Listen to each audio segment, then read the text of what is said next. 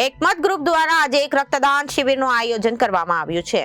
શહેરમાં પડતી રક્તની અછતને પહોંચી વળવા માટે આજે આયોજન કરવામાં આવ્યું હતું અને રક્તદાન શિબિરમાં 50 થી વધુ રક્ત એકત્રિત થયું હતું.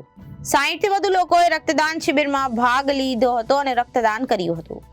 સુરત રક્તદાન કેન્દ્ર ખાતે એકમત ગ્રુપ દ્વારા યોજવામાં આવેલા રક્તદાન શિબિરનું મુખ્ય ઉદ્દેશ્ય હતું કે જરૂરિયાતમંદ લોકો સુધી સમયસર રક્ત પહોંચી રહે અને આ અંગે એકમત ગ્રુપના અનુપમસિંહ દરબારે જણાવ્યું કે અમે છેલ્લા 12 વર્ષથી બ્લડ કેમ્પનું આયોજન કરીએ છીએ.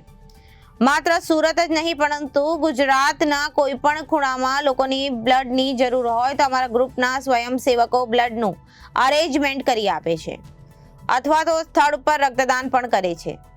આ સાથે જ અમારા ગ્રુપ દ્વારા દર્દીને અપડેટ કરવાની સાથે જરૂરિયાતમંદ લોકોને સહાય પૂરી પાડવાની કામગીરી પણ કરવામાં આવે છે. આજે યોજાયેલા રક્તદાન શિબિરમાં છોટુભાઈ પાટીલ, ભૂતપૂર્વ ધારાસભ્ય વિવેકભાઈ પટેલ, મૂળજીભાઈ ઠક્કર સહિત એકમત ગ્રુપના યશ પટેલ, કિશનભાઈ, નવનીત રાઠોડ, પ્રતિક પટેલ અને અન્ય સભ્યો ઉપસ્થિત રહ્યા હતા. અનુપસિંહ દરબાર. આજે એક રક્તદાન શિબિરનું આયોજન કરવામાં આવ્યું છે. કેટલામો આ રક્તદાન શિબિર છે અને કેવો રિસ્પોન્સ? 2012 અમે દર વર્ષે બે ત્રણ અમે કેમ્પ કરીએ છીએ. વર્ષના બે ત્રણ. હવે એવો તો કોઈ આંકડો છે નહીં કે કેટલામો કેમ્પ છે, પણ દર વર્ષે અમારે 2-3 કેમ્પ થાય છે. 2012 થી કરીએ છીએ અને રિસ્પોન્સ સારો છે પબ્લિકનો અમારો.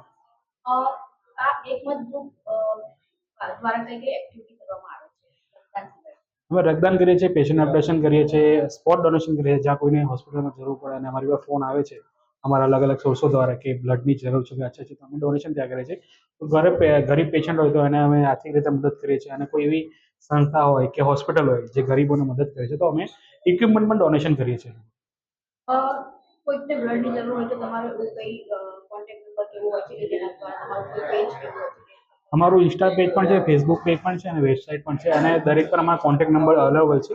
પ્લસ તમે મેસેજથી પણ અમને કોન્ટેક્ટ કરી શકો છો અને જેવો રિસ્પોન્સ આવે છે અમને એમને ફોન કરીએ, ડાયરેક્ટ એમને અટેન્ડ કરીએ છીએ અને આખા ગુજરાતમાં અમે આ રીતે કરીએ છીએ. Reporter Arvind Rathod, Janadesh news, Surat.